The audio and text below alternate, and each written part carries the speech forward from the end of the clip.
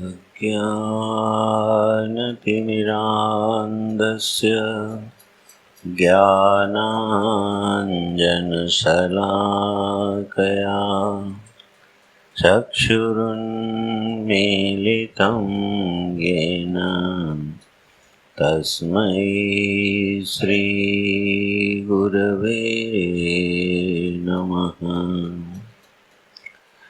भवानी शंकरो वन्दे श्रद्धा विश्वासरूपिणो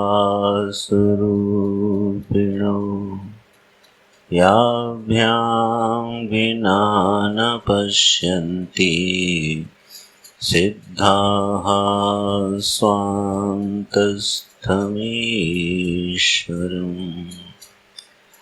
वन्दे बोधमयं नित्यं गुरुं शङ्कररूपिणं यमाश्रितो हि वक्रोऽपि चन्द्रः सर्वत्र वन्द्यते। उद्भवस्थितिसंहारकारिणी क्लेशहारिणी सर्वश्रेयस्करीं सीतां नतोऽहं रामवल्लभाम्। नीलाम्भुजश्यामलकोमलाङ्गं सीतासमारोपितवामभागम्। पाणौ महाशायकचारुचापं नमामि रामं रघुवंशनाथम्। अतुलितबलधामं हेमशैलाभदेहं दनुजवनकृशानं ज्ञानिनामग्रगण्यं सकलगुणनिधानं वानराणामधीशं रघुपतिप्रियभक्तं वातजातं नमामि।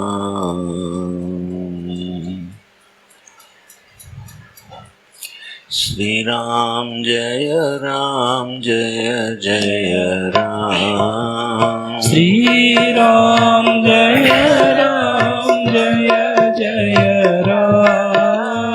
श्री राम जय जय राम।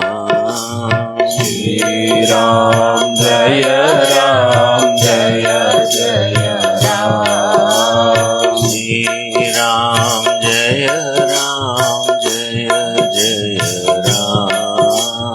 श्री राम जय जय राम।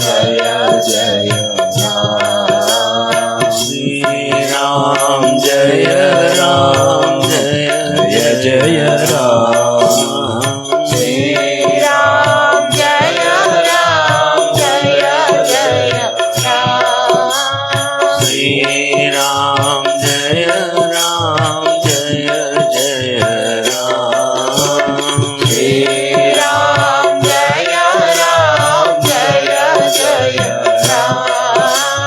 श्री राम जय जय राम। श्री राम जय जय राम। श्री राम जय जय राम। श्री राम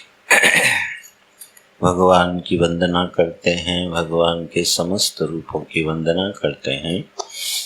जहाँ जहाँ उनकी दृष्टि जाती है वहाँ सबकी वंदना करते हैं। फिर कुछ याद आ जाता है, फिर वंदना करते हैं।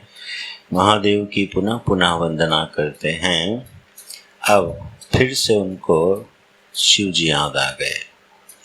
तो गुरु पितु मातु महेश भवानी, प्रणवौ दीन बंधु दिन दानी, सेवक स्वामी सखा सिय पीके, हित निरुपधि सब विधि तुलसी के।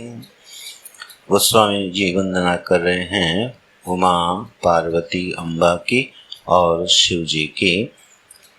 वो हमारे गुरु हैं, वो हमारे पिता हैं, वो हमारे माता हैं। गुरु माता पिता सर्व हमारे हैं। प्रणवों दीन बंधु दिन दानी, हे दीन बंधु भगवान महेश्वर, आप तो दिन दानी हैं। दिन दानी का अर्थ है कि सदा देने के लिए तैयार रहते हैं। अपने भक्त को, अपने प्रणत को शिव जी कुछ भी कभी भी किसी समय दे देते हैं। ये उनका स्वभाव है। इसीलिए उनका एक नाम है आशुतोष, जो बहुत जल्दी प्रसन्न हो जाएं, तुष्ट हो जाएं। बड़ी दीर्घ तपस्याओं की, बड़े नियम संयम की उनको अपेक्षा नहीं रहती है। कोई एक बार शुद्ध हृदय से उनके सामने जाके बोल दे तवास्मि शंभो, मैं आपका हूँ, तो प्रसन्न हो जाते हैं। अब फिर चाहे देवता हो, दानव हो, असुर हो, प्रेत हो, गंधर्व हो, मनुष्य हो, वो जो मांगता है उसको दे देते हैं। और कई बार इसी के कारण झंझट में भी पड़े हैं। वो भागवत जी में कथा आती है कि उन्होंने भस्मासुर को वरदान दे दिया कि जिसके सर पर तुम हाथ रखोगे वो भस्म हो जाएगा। ये उसने वरदान मांगा। तो शिव जी ने कोई विचार नहीं किया। ये जो देने का एक स्वभाव होता है, तो शिव जी को देखकर लगता है कि जो ज़्यादा विचार करता है वो ठीक से दे नहीं पाता। देने वाला अगर बहुत विचार करने लगे तो फिर वो दान से वंचित ही रह जाता है। कई बार आपने ध्यान दिया होगा कि कहीं गए और मन में आया अच्छा चलो इनको 100 रुपये दे देते हैं, और हाथ गया और तब तक विचार में आया कि 50 से भी काम चल ही सकता है। फिर थोड़ी बुद्धि और लग गई तो वो 10 रुपये तक में चला जाता है। संकल्प हुआ था 100 रुपये का और सिमट गया 10 रुपये में। क्यों? उसके बीच में क्या आ गया? विचार आ गया। तो कई जगह विचार जो है वो बाधक भी होता है। तो कहते हैं जब कुछ देने का मन हो तो दे देना चाहिए, लेकिन कई बार ऐसा होता है कि उल्टा भी पड़ जाता है। तो शिव जी ने वरदान दे दिया कि अच्छा तुम जिसके सर पे हाथ रखोगे वो भस्म हो जाएगा। तो उसने कहा चलो परीक्षा आपके ऊपर ही करी जाए, ये वरदान सच है कि नहीं। और अम्बा पर उसकी दृष्टि थी, तो वो हाथ रखने के लिए शिव जी के ऊपर भागा। तब विष्णु भगवान ने अपने एक मोहिनी लीला का विस्तार किया और उसके बाद वह भस्मासुर स्वयं भस्म हो गया। फिर विष्णु भगवान उनको समझाते हैं कि जरा कुछ थोड़ा सोच समझ के वरदान दिया करो। भागवत जी में ही एक प्रश्न आया है कि जो लोग विष्णु भगवान की आराधना करते हैं वो जल्दी धनी नहीं दिखाई देते, और जो लोग शिव भगवान की आराधना करते हैं वो बड़े धनी दिखाई देते हैं। ये प्रश्न स्वयं महाराज परीक्षित ने किया है, तो निश्चित रूप से यह सत्य है। अब इसका परीक्षण करके देख लिया जाए। तो वैसे भी जितने शैवाइट्स हैं, शिव भक्त हैं, वो बहुत धनी हैं। इस पर जब मैंने विचार किया, देखा, तो पूरा का पूरा तमिलनाडु शिव भक्त है और बहुत धनी है। अच्छा, अब और क्या कहें, हम लोगों के 10 नाम संन्यास परंपरा में सब शिव जी के भक्त हैं, और सारे सन्यासी के मठों में अतुलित वैभव और ऐश्वर्य है। गिरिनामा जो संप्रदाय है उसकी संपत्तियां पूरे हिंदुस्तान में फैली हुई हैं। तो महाराज परीक्षित ने जब प्रश्न किया तो उसका कुछ तो मतलब होगा। तो बोले शिव जी की जो आराधना करता है वो धनी हो जाता है, विष्णु भगवान की करता है वो जल्दी धनी नहीं होता, इसमें क्या कारण है? तो बोले भाई विष्णु भगवान थोड़ा हित अनहित सोच के बड़ा कैलकुलेटिव देते हैं सोच के देते हैं कि अगर इसको दिया तो ऐसा ना हो कि इसका दिमाग खराब हो जाए, अभिमान हो जाए, दुरुपयोग करने लगे, व्यभिचारी हो जाए, तो थोड़ा विचार कर लेते हैं। शिव जी ऐसा कोई विचार नहीं करते हैं। तो गोस्वामी जी उनके इसी स्वभाव को याद कर रहे हैं। प्रणवम दीन बंधु दिन दानी, दीनों के आप बंधु हैं और देने में आप जो हैं बिल्कुल सोचते नहीं हैं। तो जरा ये तुलसी मानस लिखने जा रहा है तो इस पर थोड़ी कृपा हो जाए। भगवान के साथ शिव जी का संबंध बताते हैं। सेवक स्वामी सखा सिय पी के, हित निरूपधि सब विधि तुलसी के। शिव जी और राम जी में बड़ा अद्भुत संबंध है। वो संबंध है सेवक का और स्वामी का और सखा का। तो अगर कोई किसी का सेवक है तो स्वामी नहीं हो सकता और स्वामी है तो सेवक नहीं हो सकता। अब ये दोनों संबंध कहाँ निभाए जाते हैं एक साथ? तो उसका हेतु भी गोस्वामी जी ने आगे दे दिया, सखा सिय पी के। यही एक संबंध ऐसा है जिसमें परस्पर स्वामी सेवक भाव बन जाता है। जब कोई मित्र बनता है हमारा, सखा बनता है हमारा, तो वो कई बार हमारे हित के लिए, हमारी रक्षा करने के लिए हमारा मालिक भी बन जाता है, हमको आदेश भी देता है, हमारा स्वामी जैसा व्यवहार करता है। और कभी वह उचित अवसर आने पर सेवक की तरह व्यवहार करने लगता है अपने मित्र का मान बढ़ाने के लिए, है ना। तो यह संबंध निभ जाता है सखा में। सखा संबंध एक ऐसा संबंध होता है जो अनौपचारिक होता है। तो यह संबंध गोस्वामी जी ने बनाया है, देखा है, और वो है कि शिव जी राम जी को और राम जी शिव जी को सखावत एक दूसरे से स्नेह करते हैं। तो कहीं राम जी शिव जी की पूजा करते दिखाई देते हैं और कहीं शिव जी राम जी का ध्यान करते हुए दिखाई देते हैं। ऐसे हे भगवान शिव, हित निरूपधि सब विधि तुलसी के। ये मांगने की भी एक कला है गोस्वामी जी के पास। बोले आप जो है ना सब विधि तुलसी के हो। अब तुलसी चाहे जिस उपाधि से उपहित हो के बैठा हो, चाहे पुण्यात्मा हो के बैठा हो, चाहे पापात्मा हो के बैठा हो, लेकिन एक बात पक्की है, सब विधि तुलसी के। ये पक्का है कि आप हो हमारे। अगर हम दुष्ट हैं तब भी आप हमारे हो, और अगर हम सज्जन हैं तो भी आप हमारे हो। ये एक बहुत बड़ा भरोसा होता है भक्ति में, संबंध में। लौकिक संबंधों में भी ये बड़ा मधुर संबंध होता है कि जब हमको ये मालूम हो कि अगर हमारे दोष प्रकट हो गए तो भी सामने वाला हमें प्रेम करना बंद नहीं करेगा। ये बड़ा मधुर मीठा मीठा संबंध होता है। जगत में कई बार कुछ सौभाग्य से ये संबंध बन भी जाते हैं कि जिसको हम प्रेम करते हैं या जो हमको प्रेम करता है वो फिर हमारे गुण दोष देख के हमसे प्रेम नहीं करता, वो सिर्फ मुझे देखता है, बस मुझसे प्रेम करता है। गुण और दोष के आधार पर जो प्रेम होता है वो घटता बढ़ता रहता है ना। जब गुण बढ़ते हुए दिखाई देंगे तो प्रेम बढ़ता जाएगा, और जब दोष बढ़ते दिखाई देंगे तो प्रेम घटता जाएगा। यही लगभग जगत में प्रेम का यही संबंध दिखाई देता है। लेकिन गुरु शिष्य के बीच में जो संबंध बनता है, ईश्वर जीव के बीच में जो संबंध बनता है, वो जो शुद्ध प्रेम का संबंध बनता है, उसमें यह गुण दोष देख के प्रेम नहीं किया जाता। जीव ईश्वर के गुण दोष नहीं देखता। यह संसार, पता नहीं भगवान को क्या पड़ी थी, उसने ये संसार बना दिया। अभी आप उसमें दोष देख रहे हो कि नहीं? यह संसार बनाने की क्या जरूरत थी, उसको क्यों बना दिया और फिर उसमें हमको क्यों झंझट में डाल दिया? यह जब भाव मन में उठता है, इसका मतलब आप अपने ईश्वर में दोष देख रहे हो, अनजाने में एक दोष देख रहे हो। तो जो जीव का ईश्वर के प्रति प्रेम है, जब गुण दोष से रहित हो जाता है तो बड़ा आत्मीय हो जाता है।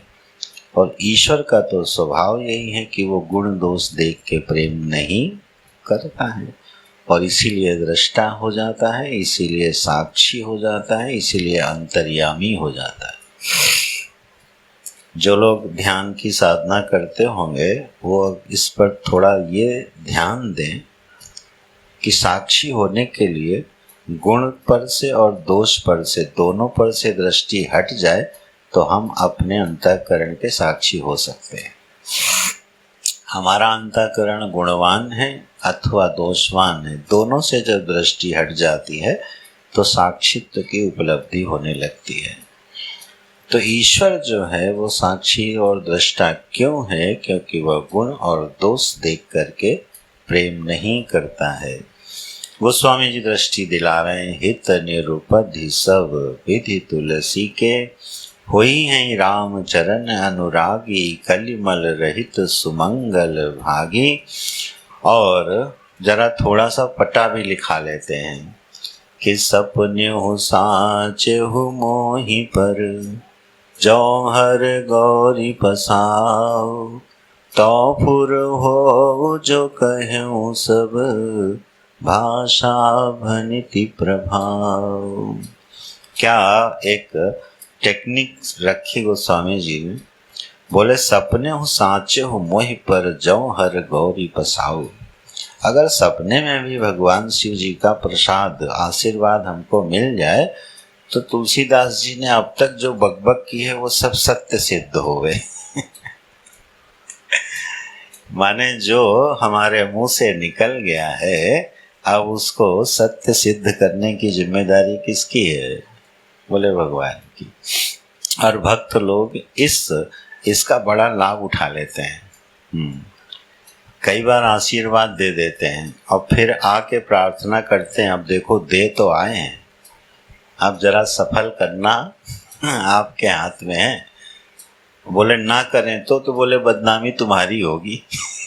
कि एक भगत जी आए थे, आशीर्वाद दे गए थे और आशीर्वाद का कुछ फलीभूत ही नहीं हुआ, पता नहीं कैसे भगत हैं, तो बदनामी किसकी होगी?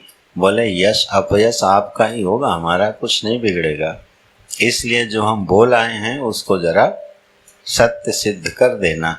ऐसे थोड़ा भगवान को ब्लैकमेल किया जाता है। अपनी बात कुछ बोल दो और फिर बाद में कहो कि हम बोल आए हैं, पूरा करो। तो गोस्वामी जी कहते हैं अगर स्वप्न में भी हमको शिव जी का अनुग्रह प्राप्त है तो इस तुलसीदास ने जो कुछ इस रामचरितमानस के बारे में कहा है, बुध विश्राम सकल जन रंजन, तो यह अमृत स्वरूपिणी ही होवे, ऐसे प्रणाम करते हैं। अब गोस्वामी जी की नज़र चली गई जरा अवधवासियों पर। बोले आओ इनको भी प्रणाम कर लिया जाए। तो अवधवासियों को प्रणाम करते हैं, सरजू जी को प्रणाम करते हैं। अवधवासियों को प्रणाम करते करते गोस्वामी जी के मन में वो धोबिया भी आ गया। वो धोबी भी आ गया जिसने जरा राम जी को परेशान किया, और जानकी जी जिसके कारण वनवास में गई, तो उस अवधपुरी में ऐसे सी निंदक लोग भी थे। तो अब बताओ उनको कैसे प्रणाम करें?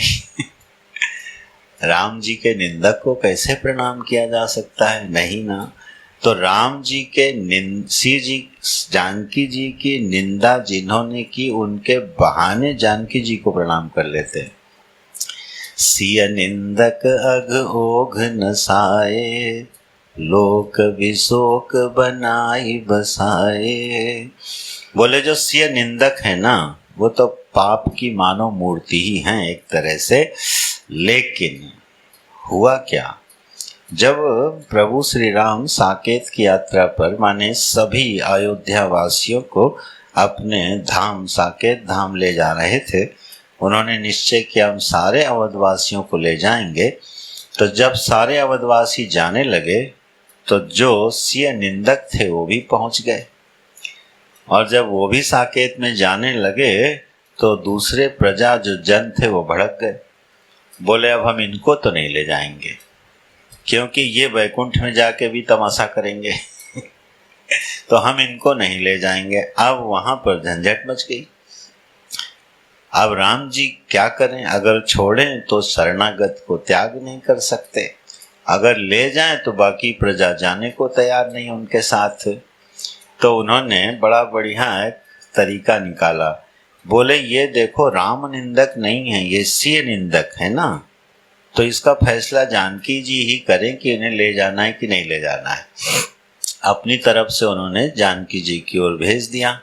जानकी जी ने कहा अच्छा ऐसा करो, इनको साथ तो न ले चलो, माहौल खराब होगा, इनके लिए एक अलग वैकुंठ बना लो अलग नगर ही, एक लोक ही बना लो और इनको सुखपूर्वक स्थापित कर दो, जिससे ये लोग भी सुखपूर्वक रहें और बाकी प्रजाजन भी असंतुष्ट ना होवे।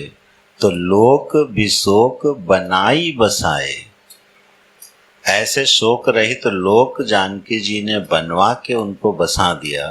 तब आप देखो जानकी जी की निंदा करने वाले को फिर प्रभु का साथ मिला नहीं, प्रभु श्री राम का सानिध्य उनको प्राप्त नहीं हुआ। राम जी की निंदा करने वाले को राम जी माफ करके अपना सानिध्य दे देते हैं। सन्मुख होय जीव मोहि जबहि, जन्म कोटि अघना सही तबहि।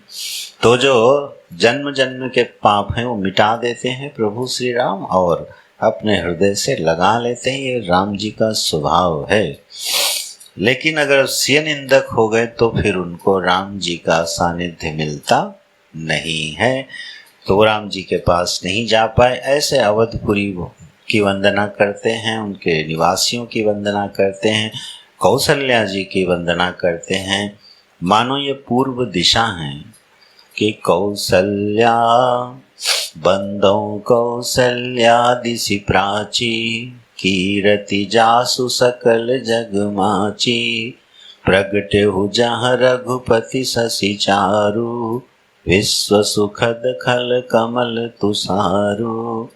कौशल्या जी क्या पूर्व दिशा है मानो, और उस पूर्व दिशा में हम लोग सोचते हैं गोस्वामी जी सूर्योदय कराएंगे। पूर्व दिशा में जैसे भगवान भास्कर का उदय होता है, ऐसे ही कौशल्या की गोद में मानो रघुवंश के सूर्य प्रभु श्री राम का अवतरण हुआ। लेकिन गोस्वामी जी थोड़ा पलट जाते हैं, बोले प्राची दिशा में जैसे चंद्र का उदय होता है, ऐसे भगवान कौशल्या जी की गोद में आए। चंद्रमा भी किस दिशा से निकलता है? प्राची दिशा से। जो पूर्णिमा का चंद्र है, जब कभी प्राची दिशा से पूर्व दिशा से निकले तब आप उसका सौंदर्य देखिएगा। अरुणोदय के सूर्य की तरह लाल लाल होता है, कुमकुम बिखेर देता है मानो पूरी सृष्टि में, तो प्रकाश भी दे रहा है और शीतलता भी दे रहा है। तो गोस्वामी जी को लगा यहाँ सूर्य के लिए सूर्य की तरह मत प्रकट करें हम प्रभु श्री राम को, कि जब सूर्य भगवान निकलते हैं तो प्रकाश तो देते हैं लेकिन तपाते भी बहुत हैं वो हम लोगों को अनुभव है ही है हिमालय ये सोच के आए थे सब कि यहाँ पर स्वेटर पहनना पड़ेगा लेकिन ग्लोबल वार्मिंग नाम की भी कोई चीज होती है उससे व्याप्त है इस समय हिमालय, तो वो मनसा अधूरी रह गई। तो सूरज जो है प्रकाश तो देता है लेकिन तपाता है, लेकिन प्राची दिशा का पूर्ण चंद्र प्रकाश भी देता है और शीतलता भी देता है। इसलिए मानो कौशल्या जी की गोद में प्रभु श्री राम का ऐसा उदय हुआ इस समष्टि भूमंडल पर कि वो सबको प्रकाशित भी करेंगे और काम, क्रोध, लोभ, मोह और संसार की अग्नि में जलते हुए जीवों को अपनी मधुर लीलाएं करके और उसका स्मरण करा के और ज्ञानवान बना के, बोधवान बना के उनके तप्त हृदय को शीतल करेंगे। ऐसे भगवान मानो चंद्रोदय के रूप में कौशल्या जी की गोद से प्रकट होते हैं। फिर सारी रानियों का वंदन करके अब जरा दशरथ जी को याद करते हैं, उनके प्रेम का स्मरण करते हैं कि बंदो अवध भुआल, सत्य प्रेम जेहि राम पद, बिछुरत दीन दयाल, प्रिय तनु तृण इव परिहर्यु। उस स्वामी जी को दशरथ जी के उस प्रेम की याद आ रही है जिस प्रेम के कारण अवधपति महाराज दशरथ जी ने प्रभु श्री राम का वियोग होते ही अपने शरीर को तृण के समान छोड़ दिया। अपने इस प्रिय शरीर को जैसे कोई तृण का त्याग करता हो, ऐसे भगवान के वियोग में उन्होंने अपना शरीर छोड़ दिया। ऐसे दशरथ जी के मैं प्रेम की वंदना करता हूँ। और जब दशरथ जी की याद की तो जनक जी की क्यों न होवे। जनक जी की वंदना ना हो तो जानकी जी नाराज ना हो जाएंगी। जानकी जी नाराज हो जाती हैं गोस्वामी जी के ऊपर अगर दशरथ जी के तुरंत बाद जनक जी की वंदना न होती। मायका बहुत प्रिय होता है माताओं को। ये आप मानस में देख लेना, महाभारत में देख लेना, कहीं देख लेना। जो माता पिता का घर है वो माता को जन्म मरण पर्यंत बहुत प्रिय रहता है, तब तक विशेष रूप से जब तक माता पिता हैं। तो जनक जी की जरा वंदना करते हैं। अब जनक जी ज्ञानी हैं तो उनकी वंदना करते हैं कि जोग भोग मह राख्यउ गोई, राम बिलोकत प्रगट्यउ सोई, प्रणवउ परिजन सहित विदेहु, जाहि राम पद गूढ़ सनेहु। जनक जी को भी प्रभु श्री राम से बहुत प्रेम है, लेकिन उनका प्रेम कैसा है? छिपा हुआ है। और दशरथ जी का प्रेम कैसा है? प्रकट है। दशरथ जी प्रकट प्रेम हैं के मूर्ति हैं और जनक जी जरा गूढ़ प्रेम के प्रतीक हैं, क्योंकि वो ज्ञानी हैं और अपने प्रेम को छिपा के रखते हैं, प्रकट नहीं करते हैं। योग में और भोग में जिन्होंने अपने प्रेम को छिपा के रखा है, जो राम जी को देखते ही प्रकट हो गया। जनकपुर में जब भगवान श्री राम पहुंचते हैं और जनक जी उनसे मिलने जाते हैं वाटिका में, तो देख करके मंत्रमुग्ध हो जाते हैं और कहते हैं, विश्वामित्र जी से कहते हैं कि सहज विराग रूप मन मोरा, थकित होत जिमि चंद चकोरा। मेरा मन जो है ना वो, हे विश्वामित्र, हे ऋषिवर, मेरा मन जो है सहज वैरागी है। वो कभी विषय की ओर आकृष्ट नहीं हो सकता, किसी रूप की ओर आकृष्ट नहीं हो सकता। तो ये सहज वैराग्य छोड़ करके ये आज आकृष्ट हो रहा है, लुब्ध हो रहा है। तो ये बताओ ये कौन है? ऐसा जो जनक जी का राम जी के प्रति प्रेम है जो प्रकट हो गया, ऐसे जनक जी की मैं वंदना करता हूँ। फिर भरत जी की वंदना करते हैं कि प्रणवउ प्रथम भरत कै चरना, जासु नेम व्रत जाई न बरना, राम चरण पंकज मन जासु, लुबुध मधुप इव तजई न पासु। भरत जी की वंदना करी है। प्रणवों प्रथम भरत के चरणा। मैं भरत जी के चरणों में प्रणाम करता हूँ। कैसा है भरत जी का स्वभाव? बोले जैसा कोई भौरा होता है और वह भौरा पुष्प के प्रति लुब्ध रहता है, ऐसे भरत जी का मन भगवान के चरणों के प्रति निरंतर लुब्ध होकर के उसका रसपान करता रहता है। ऐसे प्रेम करने वाले भरत जी के श्री चरणों में मैं प्रणाम करता हूँ। वैसे जो भौरे का प्रेम है वो साहित्य में अनन्य नहीं माना जाता। क्यों अनन्य नहीं माना जाता? क्योंकि भौरा कभी एक पुष्प का रस नहीं लेता। एक पे बैठेगा उसका रस लेगा, दूसरे पे बैठेगा उसका रस लेगा, तो उसके प्रेम में अनन्यता नहीं है। इसलिए गोस्वामी जी ने एक शब्द डाला है, लुबुध मधुप एव। जैसे भौरा रस का लोभी होता है, ऐसे भरत जी का मन प्रभु के चरणों का लोभी है। तो उसके लोभी का साम्यांश लिया है गोस्वामी जी ने। और भौरे की एक बड़ी विशेषता होती है कि जब पुष्प का वो रसपान करता है, मानो कमल के पुष्प का रसपान कर रहा है, और संध्या हो गई और वो अंदर उसके बंद हो जाता है, तो वो अंदर बंद हुआ भौरा चाहे तो उस कोमल पुष्प की पंखुड़ियों को चीर फाड़ के बाहर आ सकता है, क्योंकि उसके पास इतनी सामर्थ्य है कि वो उस कमल को छिन्न भिन्न करके बाहर निकल जाता है, लेकिन वो ऐसा नहीं करता है। और अगर रात्रि में मदमस्त गजराज उसको कुचल भी दें तो उसमें वो मर जाता है, लेकिन कभी उस पुष्प का छेदन नहीं करता है। ये भौरे की विशेषता है। तो जहाँ से प्रेम प्राप्त हो रहा हो उसका कभी अहित नहीं करता, उसका अहित नहीं कर सकता, उसको कभी दुख नहीं दे सकता। तो प्रेमी का एक स्वभाव होता है क्या, कि हमारा प्रेमास्पद किसी भी कारण से हमारी वजह से दुख को प्राप्त ना होवे। ये प्रेम का एक लक्षण है। प्रेमी का सबसे बड़ा स्वभाव ये होता है कि वो जिसको प्रेम करे उसको सुखी देखना चाहता है। ठीक। अब कई बार ऐसा होता है उसका सुख ऐसी जगह पर होता है जो उसको प्रिय नहीं है। अब क्या करे? मान लो उसका सुख ऐसी जगह पर है जहां उसका अहित हो सकता है, तो अब उसके सुख में वो साथ दे कि उसका विरोध करे? इस पर सोच के थोड़ी चर्चा हो रही बाद में। मैं किसी को प्रेम करता हूँ, अब उसका सुख ऐसी जगह, मान लो कोई व्यक्ति है उसको मद्यपान की आदत पड़ जाए, वो हमारा बड़ा प्रेमी हो गए, अब उसका सुख कहाँ है? मद्यपान में।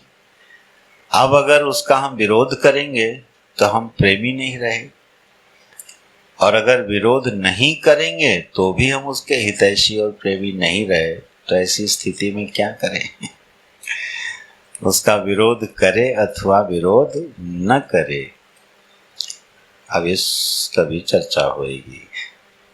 जहाँ तक ईश्वर के साथ प्रेम की बात होती है, ठीक है, तो वहाँ कभी ऐसी परिस्थिति आने वाली ही नहीं है। जो हमसे श्रेष्ठ है, जो हमसे गुणवान है, वो कभी ऐसा कार्य ही नहीं करेगा जो निंदनीय हो, जिसको रोका जाए। लेकिन ऐसा कई बार हो भी सकता है, ठीक है, कि वह जो हमारा आदरणीय है वो ऐसा काम कर देता है जो हमें अच्छा नहीं लगता है। तो अब क्या करें? बोले अगर मुझे अच्छा नहीं लगता है लेकिन यह बात उसको अच्छी लग रही है, तो इस बात में प्रेमी को बड़ा सुख होता है। और यही वो स्थान है जहाँ हमारे और आपके प्रेम की परीक्षा होती है। ठीक है, वह ऐसे ऐसे कार्य कर देता है जिसके कारण हमें पीड़ा होती है। ठीक है, और हमको लगता है उसको हमारी पीड़ा पर ध्यान भी नहीं है, लेकिन अगर वो हमको पीड़ा पहुंचा के मानो सुख का अनुभव कर रहा हो तो अगर वह प्रेमी हमारा पीड़ा पहुंचा के भी सुखी हो रहा है तो वह प्रेमी कभी भी उसका विरोध नहीं करेगा। ये स्वभाव है भरत जी का। ठीक है, तो बोले भरत जी को प्रभु ने कौन सी पीड़ा पहुंचाई? अरे सबसे बड़ी पीड़ा यही पहुंचाई कि भरत कलंकित बने रहे और भगवान ने राज्य नहीं लिया। भरत की जो सबसे बड़ी पीड़ा है वो जानते हो क्या है? कि उनको मैं कलंकित हो रहा हूँ, इस बात की उनको बहुत पीड़ा है। आप मानस देखिएगा, जब आते हैं ननिहाल से, जब आते हैं और जब उनको ये सूचना मिलती है तो कैकेयी माता के ऊपर रुष्ट होते हैं, मंथरा की कुटाई पिटाई भी शत्रुघ्न जी कर देते हैं, और भरत जी सीधे जाते हैं कौशल्या के पास और प्रणाम करके बोलते हैं, हे माता, इसमें मेरा मत नहीं है। सबसे पहली बात क्या बोले कि हे माँ, आप पक्का जानो कि इसमें भरत का मत नहीं है। तो भरत जी को किस बात की फिक्र है कि प्रजाजन भी, समस्त राज सत्ता, सभी बड़े बूढ़े, ऐसा कोई नहीं है जो इसमें भरत की भूमिका को शामिल न माने। और यही भरत जी की बड़ी पीड़ा है। और उन्होंने कहा भी कि मैं बोलता हूँ कि मेरे प्रभु श्री राम को छोड़ करके कोई नहीं कहेगा कि इसमें भरत का मत नहीं है। ये बात कही ना भरत जी ने, को न कहा भरत मत नाही, केवल हमारे प्रभु को छोड़ करके कोई ऐसा नहीं है जो इस बात को समझ सके। अब ये पीड़ा भरत जी की एक बड़ी पीड़ा है। निषाद राज ने जब देखा तो शंका किया कि नहीं किया कि ये भरत जो है, लगता है इसके मन में पाप आ गया है और सेना लेके जा रहा है। उसने पूरी तैयारी कर ली युद्ध करने की कि मेरे जीते जी तो ये भरत वहां नहीं जा पाएगा। कितना उसको रोष है। तो शंका हुई निषाद को कि नहीं। अच्छा, निषाद को तो छोड़ो, चित्रकूट में लक्ष्मण जी को शंका हुई कि नहीं हुई। और कितने कठोर वचन बोले उन्होंने भरत के प्रति, कितने कठोर वचन बोले कि ये भरत क्या समझता है, राम अकेले पड़ गए अभी लखन उनके साथ है और अभी मैं इसको धूल धूसरित करता हूँ। कितने कठोर वचन बोले हैं लखन के प्रति। तो लक्ष्मण जी को भी शंका हो गई। तो भरत जी को ये पहले से ही मालूम था कि कोई ऐसा नहीं होगा जो ये न कहे भरत का मत नहीं है। इस कलंक को कौन धो सकता था? प्रभु श्री राम जी। कैसे धो सकते थे? सीधे आके राज्य कर लेते बात खत्म थी। भरत जी जाते और एक सभा होती, भाई हाँ, अब जिसने वनवास दिया है वो खुद ही क्षमा मांग रहा है, तो इसमें कोई अपराध भी नहीं है। जिस माता ने वनवास दिया वही ये कहने को तैयार है तो अब तो कोई अधर्म सम्मत कार्य भी नहीं है, राज्य को वापस ले लेना चाहिए था। लेकिन राम जी ने राज्य वापस नहीं लिया। तो ये भरत जी के लिए थोड़ी पीड़ा की बात थी कि नहीं थी लेकिन भरत जी ने उस पीड़ा में अपने प्रेम को बढ़ा लिया, अपने प्रेम को प्रभु के प्रति घटने नहीं दिया। और उसके पीछे एक और गंभीर कारण क्या है? अगर राम जी राज्य कर लेते, लौट आते, तो भरत की महिमा छिपी की छिपी रह जाती। भरत के यश को, भरत की कीर्ति को जो आज दुनिया गाती है, उनका स्मरण करती है, कोई भरत को फिर याद करने वाला नहीं होता। तो भरत कीर्तिमान होवे, भरत की गुणगान इस जगत में गाए जाएं, भगवान इस दृष्टि से भी अयोध्या नहीं लौटे। कहना मैं ये चाहता हूँ कि जब हमारा जो आदरणीय है, गुरु है या ईश्वर है, कभी अगर ऐसा व्यवहार करते हुए दिखाई भी दे कि वो हमारी बात नहीं मान रहा है, तो उसका अंतिम परिणाम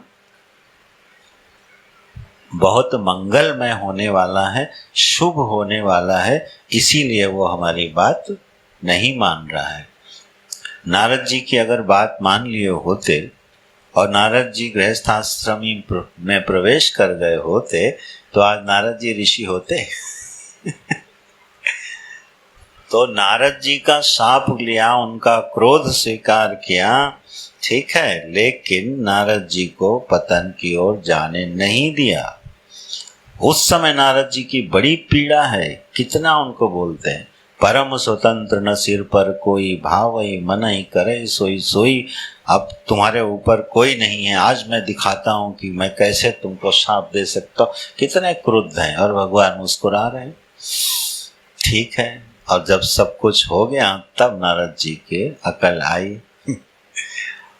वहां पर नारद जी ने एक बात कही थी, जेहि विधि होई नाथ हित मोरा, करहु सुवेग दास मैं तोरा। बस वो बात पकड़ ली निर्गुण निराकार परमात्मा ने। तो बोले तुम तो नारद बोल रहे हो जय विधि हित होई मेरा, जय विधि होई परम हित। तुम तो केवल हित की बात कर रहे हो, अब मैं वो करूंगा जिसमें तुम्हारा परम हित छुपा है। तो देखो नारद जी की बात नहीं मानी।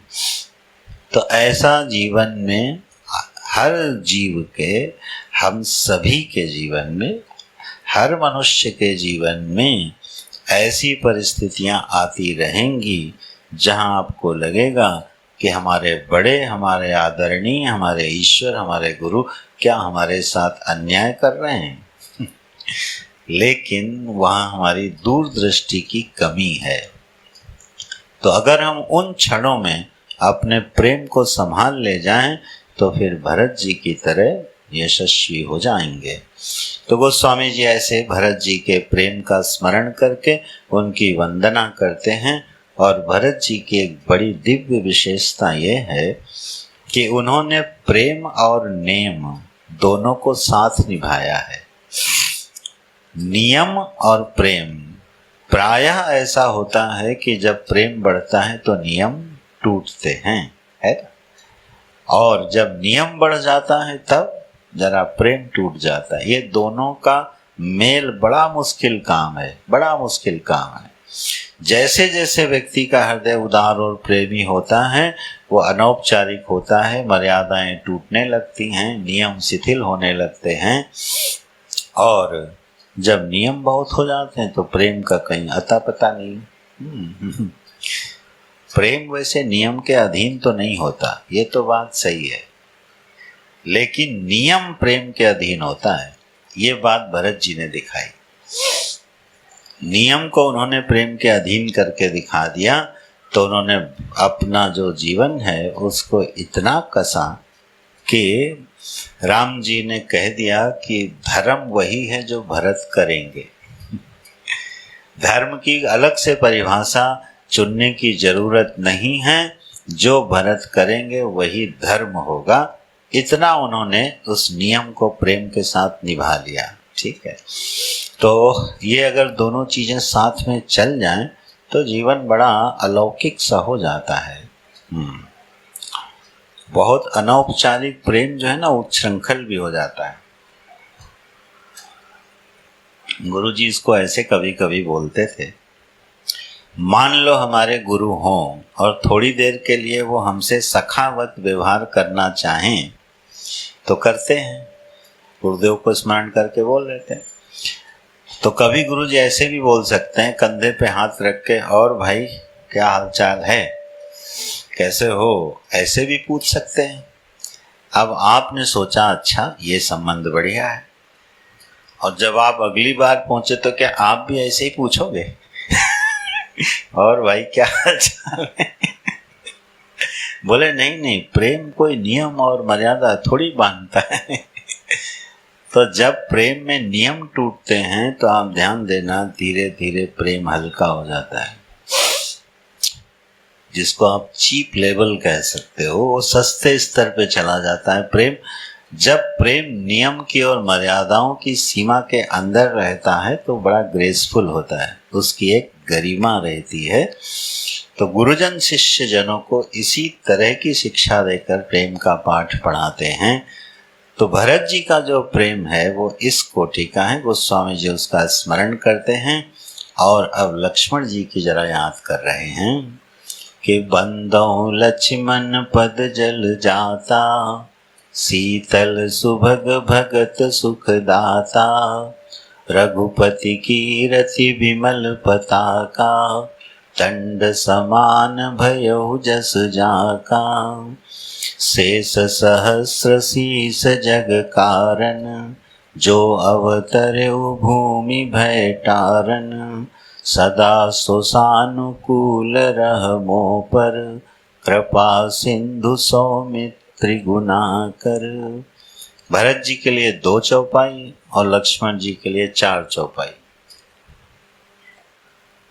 बोले ऐसा क्यों किया? बोले ऐसा इसलिए किया, लक्ष्मण जी गुस्सा बहुत जल्दी होते हैं।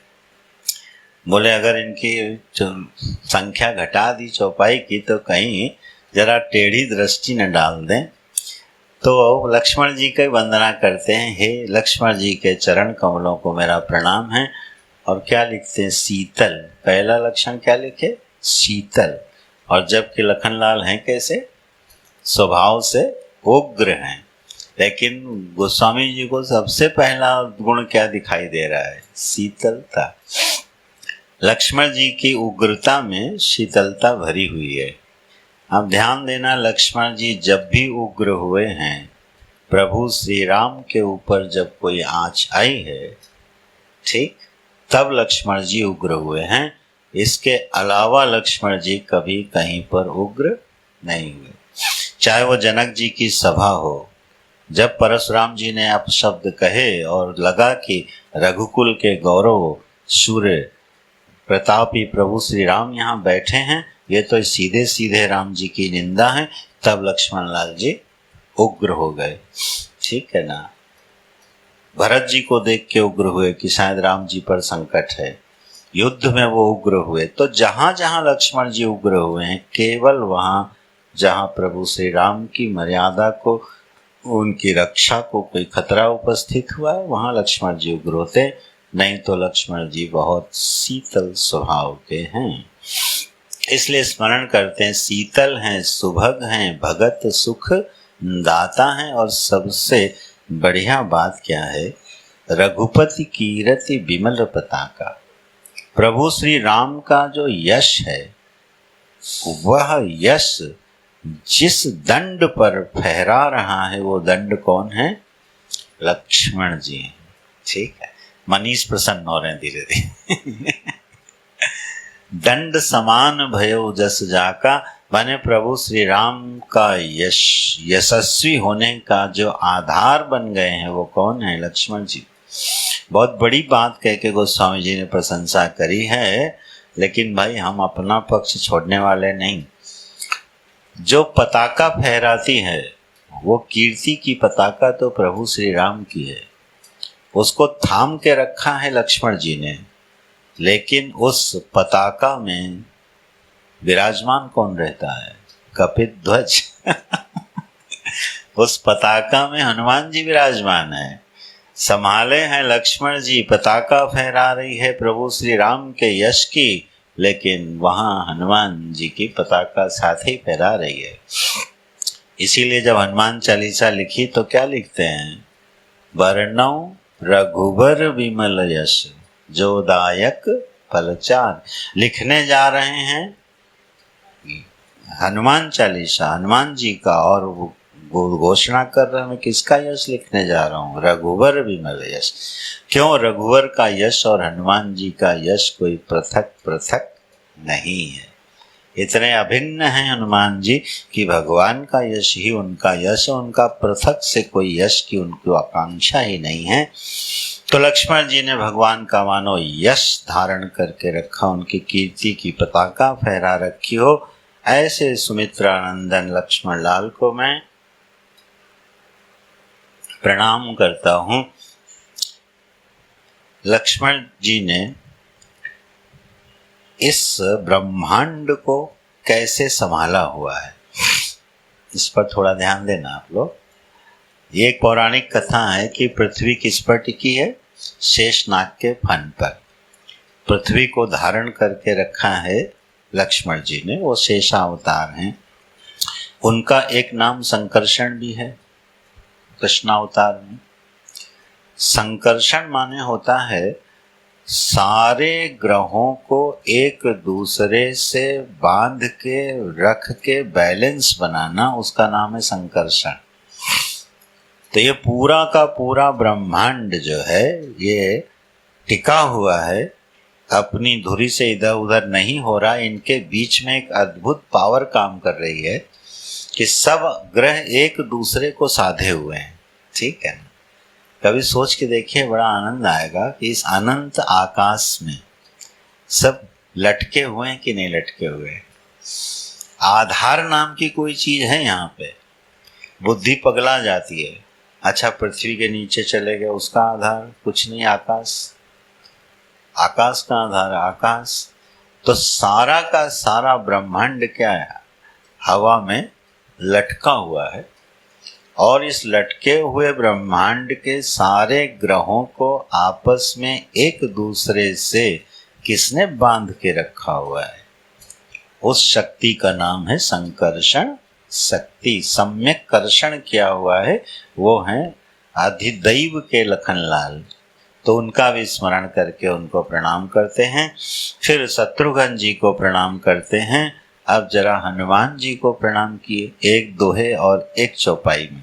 कैसे किए कि महावीर विनवौ हनुमाना, राम जासु जस आप बखाना, प्रणवौ पवन कुमार, खलबन पावक ज्ञान घन, जासु हृदय आगार, बसहि राम सर चाप धर। महावीर विनवौ हनुमाना। पहला संबोधन हनुमान जी के लिए क्या है? महावीर। अब आप ध्यान दीजिए कि महावीर शब्द जो है वो वैसे तो विशेषण है ना, बोलते हैं ना ये बड़े महावीर हैं, महावीर परशुराम जी, ठीक है, महावीर क्षत्रिय हैं, तो महावीर तो विशेषण है। लेकिन केवल अगर महावीर शब्द लिखा हो तो किसका बोध कराता है? हनुमान जी का। तो वीरता जो है, गोस्वामी जी ने कहा अतुलित बल धामम हेम शैलाभवे। हनुमान जी कैसे हैं? अतुलित बल के धाम है। अतुलित बल के धाम केवल प्रभु श्री राम ही हो सकते हैं। बाकी सबके बल की तुलना हो सकती, लेकिन गोस्वामी जी ने उनको महावीर कह के वंदना करी है और वो नाम ही हनुमान जी के साथ चला गया। ऐसे वो महावीर हनुमान जी को मैं प्रणाम करता हूँ। हनुमान जी की जो वीरता है उसके कई आयाम हैं इसी मानस में। गोस्वामी जी ने वीरता के कुछ विभाग किए हैं। एक तो है शारीरिक बल, उसमें हनुमान जी तो बहुत आगे हैं। जब लंका की ओर चले और जामवंत जी ने उनका जोश बढ़ा लिया तो बोले क्या त्रिकूट पर्वत को उखाड़ के यहीं लाना है? पूरी लंका को त्रिकूट पर्वत के सहित यहीं ले आऊं, बताओ क्या करना है? छिन्न भिन्न कर दूं, रावण का वध कर दूं, जानकी जी को ले आऊं? ये है उनकी महावीरता। बोले नहीं नहीं, तुम जाके भाई समाचार लेके आओ, बाकी कुछ मत करना। तो और वहां जब पहुंचते हैं तब तो उनका बल प्रकट होता ही है। उनके बल की खुद रावण वंदना करता है। युद्ध में जब मुष्टिका का प्रहार हुआ ना और रावण को मूर्छा आ गई, तब बोलता है वो वीर बंदर कहाँ गया? वो महावीर, वीर शब्द कह के याद करता है हनुमान जी को। योद्धा है ना, तो योद्धा की प्रशंसा करता है, तो वीरता का स्मरण करता है हनुमान जी की। तो निश्चित रूप से जब इस बल की बात आती है तो संजीवनी लानी है तो पहाड़ी उठा लाए, ठीक है ना। सुषेण वैद्य को लाना है, उसके घर सहित उठा लाए उसको। तो ऐसे जो वीरता तो हनुमान जी की प्रसिद्ध है ही है। हनुमान गोस्वामी जी कहते हैं एक वीरता कौन सी है? बोले काम, क्रोध और लोभ ये तीन प्रबल खल हैं, प्रबल खल हैं, और इसको जो जीत लेता है वो वीर है। ये लक्षण अरण्य कांड में बनाया है। काम, क्रोध और लोभ ऐसे तीन वीर योद्धा हैं, इनको जिसने जीत लिया वो महावीर है। अब आप बताओ इन तीनों के विजेता हनुमान जी हैं कि नहीं हैं?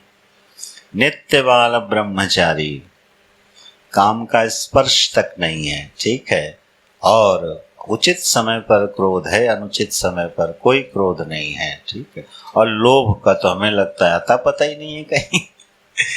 तो हनुमान जी ने इन तीनों दोषों को जीत लिया है, इसलिए भी हनुमान जी महावीर हैं। ऐसे जब हम स्मरण करते हैं ना तो अगर आप श्रद्धा और प्रेम से स्मरण करो तो थोड़ा थोड़ा बल ना हम लोगों को ही मिलने लगता है। यही तो उपासना का सौंदर्य है।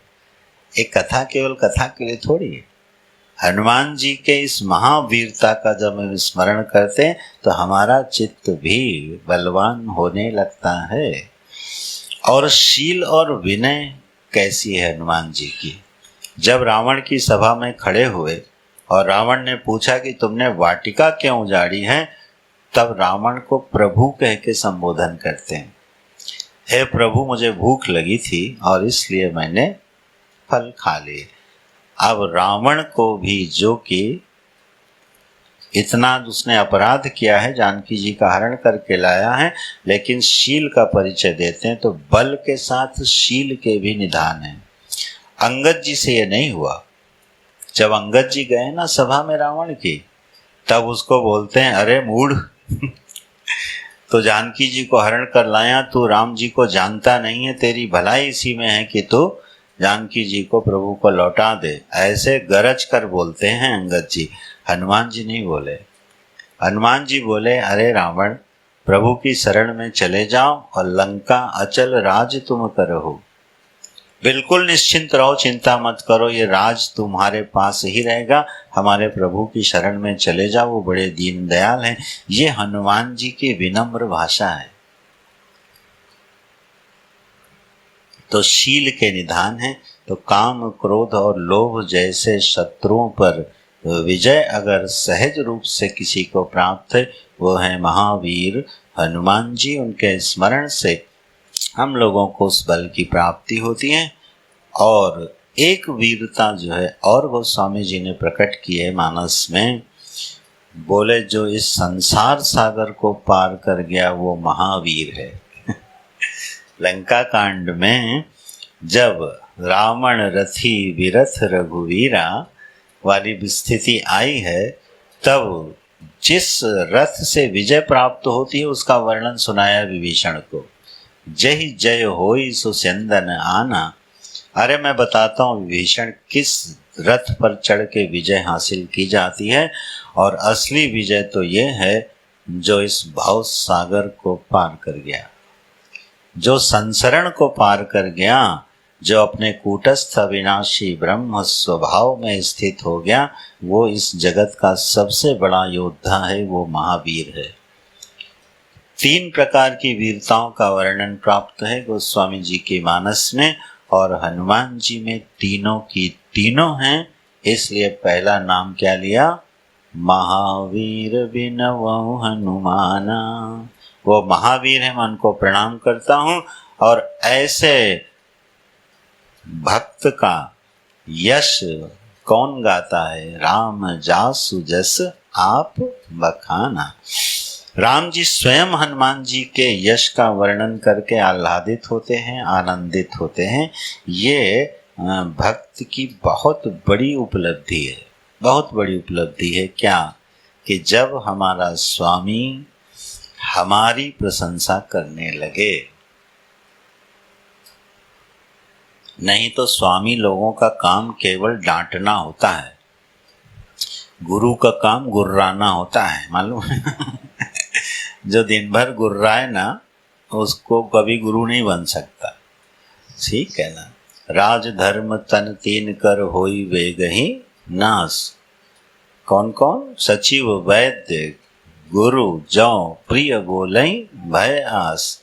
ये अगर 3 जो हैं बड़ा मीठा मीठा बोलने लगे तो समझो नुकसान ही है। गुरु अगर बहुत मीठा बोलने लगे तो समझो आपको उसने अपने से दूर कर दिया। अब आपसे उसको बहुत मतलब नहीं रहा। गुरु गुर्राते ही रहे तो अच्छा लगता है। तो यह जो हनुमान जी ने ऐसी भक्ति प्रकट करी, ऐसा समर्पण प्रकट किया कि अब राम जी को गुर्राना नहीं पड़ता, डांटना नहीं पड़ता, समझाना नहीं पड़ता। राम जासु जस आप बखाना। स्वयं अपने मुख से जगह जगह हनुमान की वंदना करते रहते हैं, छिपे छिपे। ऐसे हनुमान जी हैं। प्रणवों पवन कुमार खल बन पावक ज्ञान घन। जो अंतःकरण के दुष्ट हैं को जैसे अग्नि वन को जला के राख कर देती है, ऐसे अंतःकरण के सारे सारे कलुष को हनुमान जी ने भस्म करके रखा है, ज्ञान की अग्नि को प्रज्वलित करके रखा है और अपने हृदय में धनुष बाण लिए हुए सीताराम जी को बसाया हुआ है। सीना फाड़ के दिखा दिया तो कौन निकले? राम जी। ऐसे हृदय में निरंतर जिनके राम जी बसते हैं, ऐसे हनुमान जी को मैं प्रणाम करता हूँ। अंगद को, सुग्रीव को, वानरों को, रीछों को, सबको नमन करते जा रहे हैं और अब पहुँच गए जानकी जी के पास। जनक सुता जग जननी जानकी, अतिशय प्रिय करुणा निधान की, ताके जुगपद कमल मनावो, जासु कृपा निर्मल मति पावो। जानकी जी की वंदना करते हैं, वो तो उनकी आराध्या हैं। बड़ी सुंदर वंदना की है। जनक सुता जग जननी जानकी, बोले जनक जी की पुत्री हैं और आगे क्या बोल दीजिए, सारे जगत की माँ हैं। दोनों विरोधी वाक्य पद एक साथ डाल दिए। जनक सुता हैं, ये जनक जी के घर में आई हैं, लेकिन हैं ये पूरे जगत की जननी, उद्भव स्थिति संहार कारिणी। ये भगवान की अनिर्वचनीय शक्ति हैं, जिनकी मैं वंदना करता हूँ, जो लीला करने के लिए अवतार काल में जनक जी के यहाँ से उत्पन्न हुई और इसीलिए उनकी उत्पत्ति जो है वो घट से है, एक अलौकिक तरीके से है, लौकिक तरीके से उनकी उत्पत्ति नहीं है। क्यों? भगवान की माया अनिर्वचनीय है और इस माया में कोई कार्य कारण पद्धति लगती नहीं, इसकी कोई व्याख्या हो नहीं सकती है, इसका पार कोई पा नहीं सकता है, ये बिल्कुल अनिर्वचनीय है, इसका वर्णन नहीं कर सकते आप। यह जो शक्ति स्वरूपा भगवान की माया हैं, ये दो रूपों में प्रकट होती हैं, एक कल्याण करने वाली और एक विनाश करने वाली। ठीक है, ये दोनों इन्हीं के रूप हैं। एक दुष्ट अतिशय दुख रूपा, जाते जीव परा भव कूपा, ये भी इन्हीं का काम है। ठीक है, और यही जब अपने आश्रय में किसी को ले लेती हैं तो बीच में से हट जाती हैं और राम जी तक पहुंचा देती हैं। उभय बीच सिय सोहई कैसे, ब्रह्म जीव बीच माया जैसे। लक्ष्मण जी और राम जी के बीच में खड़ी हैं। ठीक है, बीच में चल रही हैं और उनका अतिक्रमण करके राम जी तक पहुंच सकते हो। और अतिक्रमण करने के लिए जब तक वो खुद रास्ता न दे दें, तब तक किसी जीव के बस की बात नहीं है कि वो माया का अतिक्रमण कर जाए। दैवी ही एषा गुणमयी मम माया दुरत्या, मामेव ये प्रपद्यन्ते मायाम एताम तरन्ति ते। ये माया जो है ना, क्यों नहीं पार जा सकते हैं? अगर इसको सीधे सीधे थोड़ा अध्यात्म में देखना हो तो बड़ी छोटी सी बात है। जिस समय क्रोध आता है, ठीक है, जरा उस क्रोध को ही थोड़ा पार करके दिखा दो। ठीक, जिस समय लोभ आता है और अपना तांडव मचाता है, जरा उसको पार करके दिखा दो। यही तो माया की नदी है जो अंतःकरण में बही जा रही है। जो हमारे इमोशंस हैं उसमें इतना बल होता है, इतना बल होता है कि वो आदमी को विवश कर देता है। कई बार क्रोध में आदमी ऐसे काम कर बैठता है कि जीवन भर उसको जेल में बिताना पड़ता है और फिर कहता है अरे देखो हम उस समय क्रोध में ऐसा काम कर गए। क्यों भाई? क्योंकि उस समय उसका पार करना बड़ा मुश्किल काम है। तो ये जितने सेंसेशंस हैं, इमोशंस हैं, इनकी जो वेग हैं, ये तो हो गए अध्यात्म में। और इस अनंत कोटि ब्रह्मांड में पता नहीं क्या क्या होता रहता है, पता नहीं क्या क्या होता रहता है। कोई कहीं पर समुचित व्याख्या किसी चीज की आज तक कोई कर नहीं पाया और कर नहीं पाएगा। ठीक है, इसका नाम है माया। जो जनक सुता के रूप में आई हैं, मैं उनको प्रणाम करता हूँ, और प्रणाम बड़े भाव से किया है। अतिशय प्रिय करुणा निधान की, जो करुणा निधान प्रभु श्री राम है, उनकी ये बड़ी प्रिय हैं। ऐसा बोल के ही जानकी जी को प्रसन्न कर लिया। आप बड़ी शक्तिशाली हैं, आप उद्भव स्थिति संहार करती हैं, आपकी महिमा बड़ी अनंत है, ये सब कह के जानकी जी को प्रसन्न नहीं कर रहे हैं। अतिशय प्रिय करुणा निधान की। जैसे ही जानकी जी ये सुनेंगी, अच्छा करुणा निधान प्रभु का कोई भगत है, मुझे ऐसे याद कर रहा है, तो तुरंत उसके ऊपर कृपा हो जाती है। करुणा निधान प्रभु की जो अतिशय प्रिय हैं, उनको मैं ताके जुगपद कमल मनावो। क्यों जरा मना रहे हो, क्यों प्रणाम कर रहे हो? बोले जासु कृपा निर्मल मति पावो। बोले बस निर्मल मति पाने के लिए इतनी वंदना। हम लोगों को लगेगा कि अरे बताओ, मांगा भी तो क्या मांगा, निर्मल मति मांग ली। लेकिन आगे गोस्वामी जी ने क्या कहा, निर्मल मन जन सो मोहि पावा, मोहि कपट छल छिद्र न भावा। राम जी का स्वभाव क्या है? राम जी का स्वभाव यह है कि जो निर्मल मन वाले हैं, वो उन्हीं को जरा प्रिय हैं। जो निर्मल हृदय का है वही भगवान को प्राप्त कर सकता है। और निर्मल मन कहाँ से मिलेगा? जानकी जी से। देखो, भगवान से अगर कुछ मांगना है तो भगवान तो निर्गुण निराकार निसंग निखट्टू है, महाराज जी की भाषा में। एक जगह किसी प्रवचन में बोले, देखो भैया, साक्षी जो है वो कुछ करता धरता नहीं है, वो है निखट्टू। निखट्टू का माने आप दुखी होगे तो वो आपके दुख का साक्षी है, आप सुखी होगे वो आपके सुख का साक्षी है। साक्षी कुछ करने धरने वाला है नहीं। अगर कुछ चाहिए तो साक्षी वाक्षी को जाना भूल। उनकी माया के पास जाना और उसकी वंदना करना, क्योंकि जो कुछ मिलेगा वो सब उनकी माया से ही मिलने वाला है। वो अपने पास कुछ रखते धकते है नहीं। इसलिए जगत में कुछ चाहिए तो उनकी जो शक्ति है उसकी वंदना करो। तो गोस्वामी जी को इस समय निर्मल मति चाहिए, तो बोले मैं जानकी जी की शरण लेता हूँ, वहाँ से मुझे निर्मल मति मिलेगी। ऐसे जानकी जी की वंदना करी है। और जानकी जी का राम जी का संबंध क्या है, आज मैं दोहा पढ़ देता हूँ।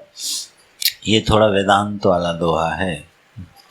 गिरा रथ जल बीच समा, कहियत भिन्न न भिन्न, बंदौ सीता राम पद, जिन्हि परम प्रिय खिन्न।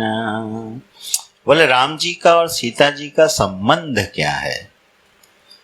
राम जी हैं ब्रह्म और जानकी जी हैं उनकी शक्ति। ब्रह्म और शक्ति का आपस में संबंध क्या है? इस संबंध को सुलझाते सुलझाते वीणा अम्मा के कान थक गए, कलम रुक गई। इतनी आयु हो गई और शायद अभी भी ब्रह्म और शक्ति का संबंध उलझा हुआ ही है।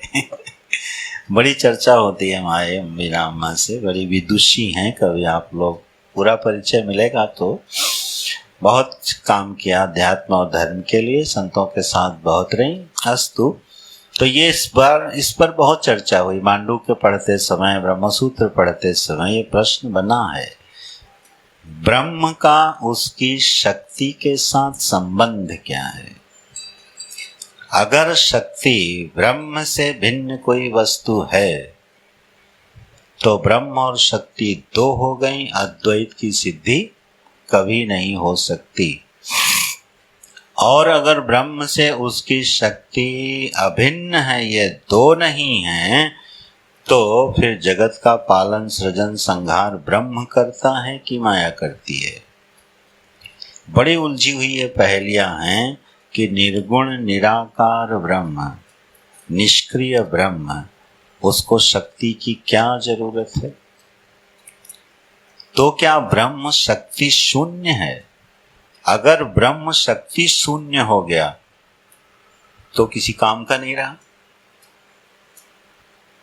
क्यों? फिर वो कृपा कैसे करेगा? ईश्वर कैसे बनेगा? सृष्टि कैसे बनाएगा? हमारी प्रार्थना कौन सुनेगा? ध्यान रखिएगा, ब्रह्म हमारी प्रार्थना नहीं सुनता, ब्रह्म हमारी प्रार्थना का साक्षी होता है। प्रार्थना सुनता है ईश्वर।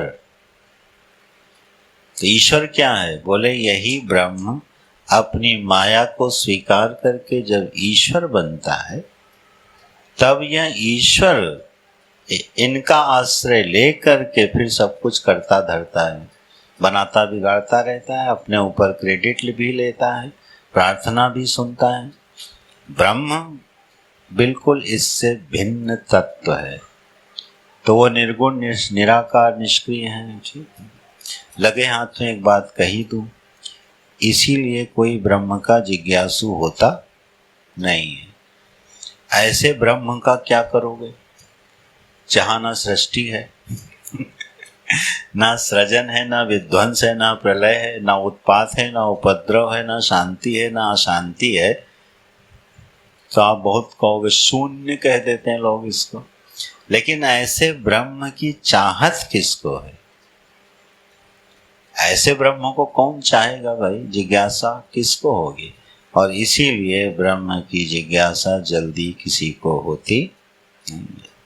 मनुष्याणाम सहस्रेषु कश्चिद् यतति सिद्धये यततामपि सिद्धानाम कश्चिन्माम वेत्ति तत्वतः। गोविंद ने गीता में साफ बोल दिया, हजारों हजारों में कोई कोई होता है जो इसको जानने की इच्छा करता है। तो इसको जरा सरल बना के देखो, ब्रह्म की जिज्ञासा कब होती है? ब्रह्म की जिज्ञासा तब होती है, अगली पंक्ति में गोस्वामी जी ने लिख दिया है, इस पर कल चर्चा करेंगे अगर भगवान चाहें। बंदों सीता राम पद जिन्हि परम प्रिय खिन्न। मैं उन सीताराम जी के चरणों की वंदना करता हूं जिनको खिन्न लोग बड़े पसंद है। खिन्न माने तो समझते हैं ना खिन्न माने होता है उदास। जो बिल्कुल उदास व्यक्ति है, खिन्न हो गया बोलते हैं नहीं हम लोग, हमारा मन खिन्न हो गया, ऊब गया हूं मैं। तो ऐसे ऊबे हुए लोग जिनको बहुत पसंद है, उन सीताराम जी को मैं प्रणाम करता हूं तो ये ऊबा हुआ कौन है? जो समाधि लगा लगा के थक गया और समाधि का भी अनुभव ले लिया और अब समाधि से भी ऊब गया। इंद्र और ब्रह्मा बन के, इंद्र बन के दुनिया भर के लोगों का सम्राट बन के नाना प्रकार के भोगों को भोग लिया। कई बार ब्रह्मा बन के, विधाता बन के सृष्टि भी रच लिया और उसके बाद ऊब गया। जो ब्रह्मा तक पहुंच के भी सृष्टि का सृजन करके भी सबका देवों का विधाता बन के भी शांत नहीं हुआ, और जो अंतर जगत में जाके शून्य समाधि में भी जाके टिक गया और वहां पर भी उसको विश्राम नहीं मिला, वह व्यक्ति खिन्न होता है। एक खिन्न कोई छोटा मोटा खिन्न नहीं है, ठीक है ना, कि रेलवे का टिकट कंफर्म नहीं हुआ मन खिन्न हो गया, ये वो वाली खिन्नता नहीं है परीक्ष्य लोकान कर्मचितान ब्राह्मणान निर्वेदमायान नास्ति अकृत कृतेन। ये है वेदों का खिन्न। श्रुति ग्रंथ है ना, श्रुति से विपरीत कुछ मानस में नहीं मिलेगा। श्रुति भगवती कहती है जिसने लोकान परीक्ष्य, समस्त लोगों का जिसने विवेक की दृष्टि से परीक्षण कर लिया है और अब निर्वेदम आया तो उसके हृदय में वैराग्य आया है, तब वह जब ब्रह्म का जिज्ञासु होता है तब उसको फिर आत्मानंद या ब्रह्मानंद की प्राप्ति होती है। तो ऐसे खिन्न जिनको प्रिय है मैं प्रणाम करता हूँ। संबंध क्या है? बोले जैसे वाणी का उसकी अर्थ के साथ, तरंग का उसकी जल के साथ संबंध है, ठीक है। कहियत भिन्न न भिन्न, ना आप भिन्न कह सकते हो ना आप अभिन्न कह सकते हो। इतना सुंदर दृष्टांत लाए हैं दो। वाणी और उसका अर्थ अलग अलग भी हैं और अलग अलग नहीं भी हैं। एक महात्मा जी ने बड़ा अच्छा दृष्टांत दिया। बोले जैसे एक चने में दाल के दो टुकड़े रहते हैं। महात्माओं के समझाने के तरीके हैं। एक चने में दाल के दो टुकड़े रहते हैं। अब वो दाल के दो टुकड़े चने से भिन्न भी हैं और चने से अभिन्न भी हैं। जब टूट गए तो दो दाल के टुकड़े हो गए, लेकिन असल में है तो चना ही वो। तो जिस तरह एक साबुत चने में दो दाल के टुकड़े रहते हैं, इसी तरह इस ब्रह्म में यह अनिर्वचनीय उनकी माया शक्ति अभिन्न होके रहती है। लीलार्थ, क्रीडार्थ, सृष्ट्यार्थ, चाहे जो प्रयोजन ले लो, फिर जब वो प्रेरित होती है अधिष्ठान ब्रह्म से, तब जगत का पालन करती है, सर्जन करती है और संहार करती है। जेहि सृजति पालक। मुझे चौपाइयाँ नहीं याद है तो थोड़ा अफसोस भी होता है। असल में मानस का पाठ बहुत सालों से नहीं हुआ है, तो श्लोक तो कुछ याद हैं गीता जी और श्रुतियों के, लेकिन मानस भूल जाता हूँ।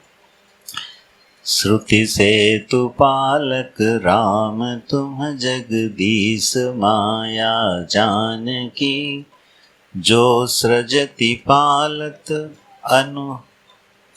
माने अर्थ ये है कि वो जो सर्जन करती है, जो पालन करती है, जो संहार करती है और राम जी की गोद में बैठ के विश्राम करती है, उसका नाम है जानकी जी। ये परिचय है। इस तरह से गोस्वामी जी सबको प्रणाम करते चल रहे हैं। पहले तो मन में ये था कि इन 7 दिनों में पूरा बालकांड ले लेंगे। जैसे 9 दिन में पूरी राम कथा होती है, ऐसे मुख्य मुख्य प्रसंग छूते हुए हम लोग पूरा बालकांड पढ़ लेंगे। पर पहले दिन से ही वो वृत्ति नहीं बनी। ये हुआ, ये अच्छा मौका है, एक एक चौपाई थोड़ा क्रम से पढ़ते चलो। अब जो रस जिसको जितना आना हो भाई आए, हमको तो आ रहा है। और कैंप में एक सुविधा रहती है, आप भाग सकते नहीं हो। बाहर की कथा हो तो आदमी अगले दिन नहीं आएगा। यहाँ भाग सकते नहीं, तो रस लिया जा सकता है। तो इसलिए भाई अब इसी क्रम से चलेगी है। बोलो श्यावर रामचंद्र भगवान की जय हो। 2 मिनट हरिनाम संकीर्तन सुनते हैं और फिर पूजा करेंगे। सीताराम कहो, राधे श्याम कहो, सीताराम कहो, राधे श्याम कहो, सीताराम कहो, राधे श्याम कहो, सीताराम कहो, राधे श्याम, सीताराम कहो, राधे श्याम कहो, सीताराम कहो, राधे श्याम कहो, सीताराम कहो, राधे श्याम कहो, सीताराम कहो, राधे श्याम कहो, सीताराम बिना सुख कौन करे, सीताराम बिना सुख कौन करे, सीताराम बिना सुख कौन करे, सीताराम बिना सुख कौन करे, राधे श्याम बिना दुख कौन हरे, राधे श्याम बिना दुख कौन हरे, सीताराम कहो, राधे श्याम कहो, सीताराम कहो, राधे श्याम कहो, सीताराम कहो, राधे श्याम कहो, सीताराम कहो, राधे श्याम कहो। सीताराम बिना उद्धार नहीं, सीताराम बिना उद्धार नहीं, सीताराम बिना उद्धार नहीं, सीताराम बिना उद्धार नहीं, राधे श्याम बिना बेड़ा पार नहीं, राधे श्याम बिना बेड़ा पार नहीं, सीताराम कहो, राधे श्याम कहो, सीताराम कहो, राधे श्याम कहो,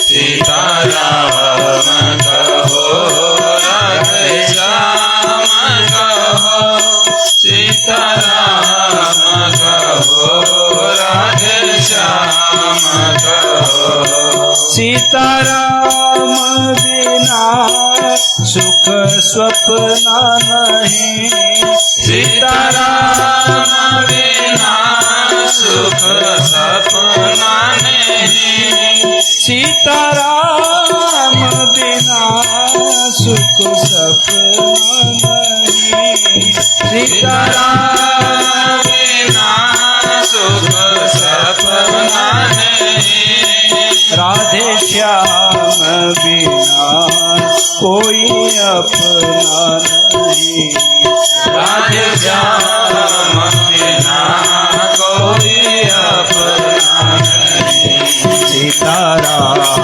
कहो, राधे श्याम कहो, सीताराम कहो, राधे श्याम कहो, सीताराम कहो, राधे श्याम कहो, सीताराम कहो, राधे श्याम कहो, सीताराम बिना सुख कौन करे, सीताराम बिना सुख कौन करे, सीताराम बिना सुख कौन करे, सीताराम बिना सुख कौन करे, राधे श्याम बिना दुख कौन हरे, राधे श्याम बिना सुख कौन हरे,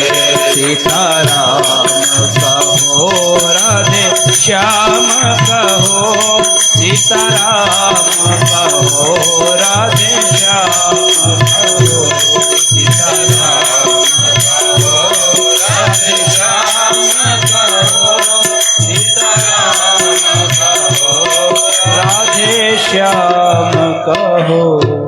बोल सीताराम भगवान की जय।